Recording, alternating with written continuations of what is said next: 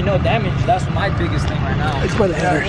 Because it is slow, you have to cover the mic and not hear anything that you were saying, so it all sounds deaf. What do you think, though? Not yet. No. Dude, is that from my car? Whoa, whoa, whoa, whoa, whoa, whoa, whoa, whoa, whoa. Oh. Dude, that's my oil. I'm gonna need your help. So, Yeah. Oh, where the? It's holding that black part right Yeah, there. Let's go ahead and lower it. If any extra spin off, how much all you? No, I think it's the rear main seal. It's coming from that area. How do we not see that? No, I know. I saw the drip. Remember, I told you from the bell housing, and I think something, the rear main seal is leaking right there, and it's falling down. That's what I'm thinking. All right, so we got the tow truck. This is a flatbed now, so good thing, because before they gave us what they give us. We're gonna get it towed now and see, diagnose our issue, and we'll let you guys know. Just wanted to make sure everything ran good. We just want to be safe about it and get a home. Yeah, quality of one dog. Oh, hell yeah, I appreciate that. Thank you. My son got a Cobra. Oh, hell yeah. Yeah. Terminator or? Terminator, yeah. Oh, shit. You guys stay around here? How old are you? Dark Shadow Gray? Oh, DSG? Okay, cool. Hell yeah, that's cool. They're a little bit better. So putting it on the trailer for the flatbed, and shout out to, I don't know his name, but we'll thank him at the end. It's cool. Find another way to do it. Yeah, okay. No, I mean, we've done it like this before. Yeah, because I've gotten the car towed. Oh, AAA. That'll fit underneath that lip. Okay. I have the other wood at home. Because we're just gonna unload the car.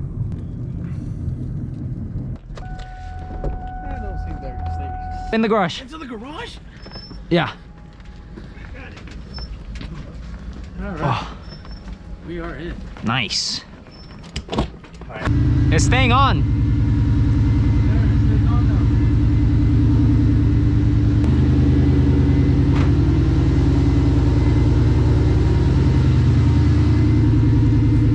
It has. Yeah, it's good. It only leaks when it's on. Well, it was like It's probably leaking out. something was burning through it. I don't know. That just doesn't make sense. Cause we started it, and like, I shit you not. Remember, you saw the video. No sense though. But see, I don't know. See, I don't know why it died out. Yeah, it stopped on me.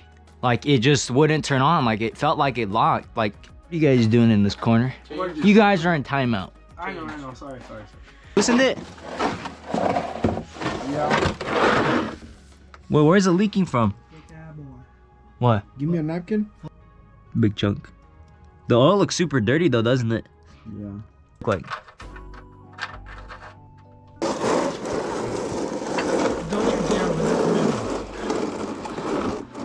It looks cool, just dirty as f. What are you doing? How? Yogi! Yogi! Oh my! This! Hey! Oh my god! Oh my god! Oh my god! What the fuck are you guys doing? Relax, it's still on fire! Oh my! They're right there! Hey! We're good. Hey, your hair! Oh!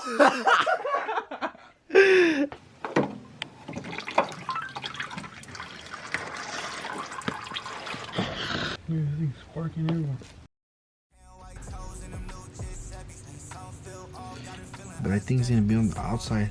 Alright guys, so we made it to the end of the video, and I just want to give you guys a little bit of a recap and some of like the theories that a lot of people were saying in the comments.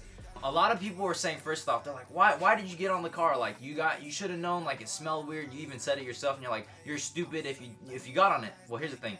First off, the car had oil pressure. I look back at the footage. The car had oil pressure every single pull. Second, my air fuel ratio was on point. I was watching throughout the pull, and we were good. So I knew that we had fuel, oil pressure was good. There was no indication to me that the motor or anything was messing up. So if you guys rewatch the video, I'll play it here.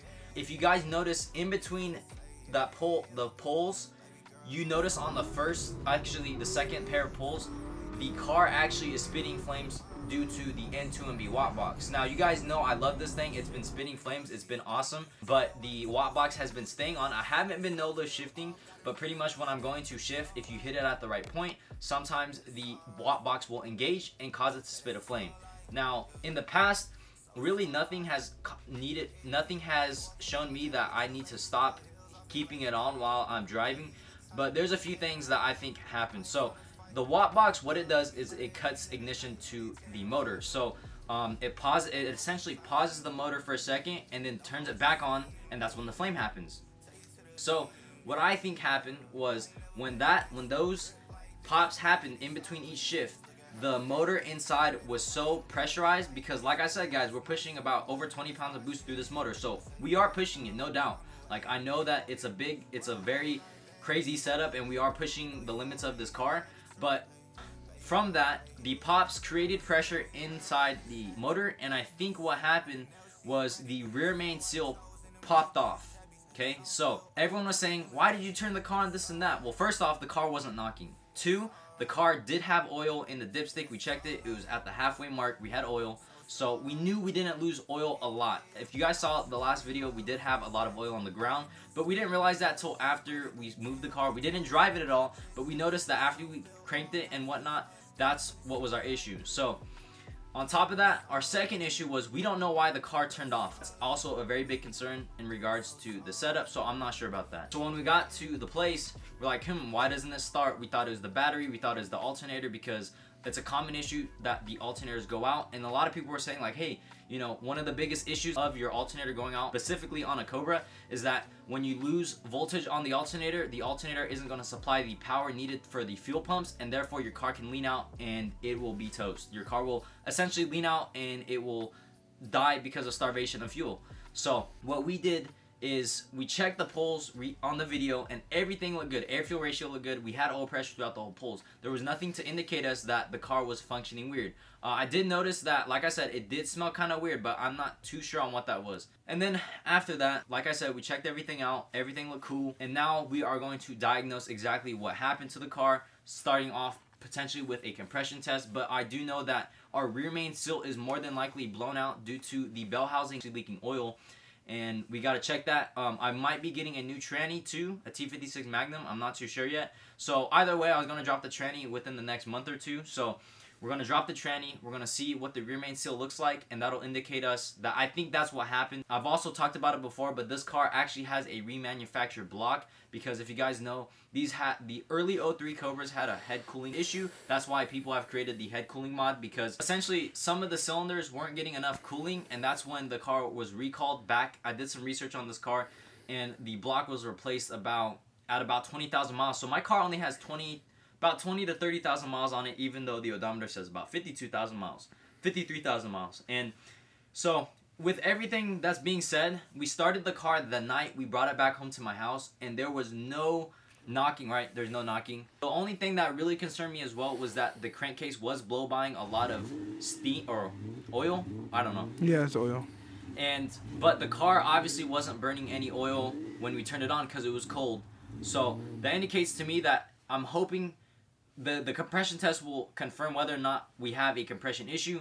But everything has been telling me that internally the motor is good, and that we did just blow out the rear main seal. I'm hoping, because the N2MB watt box, like I said, cuts the ignition and it turns it right back on, and I think all the boost shuts off and it turns back on, and it just blew out the rear main seal. And I talked about the remanufactured block because I think that, you know, I think they did it properly, but I think that it wasn't done like perfect, and that's what may have caused it. Obviously, we're pushing the limits of this car, no doubt. I've never denied that, and people are like, oh, I already saw this coming. This is not a tuner's fault. Speedline Motorsports is not responsible for anything like this. The car is not on, it's actually on a conservative tune.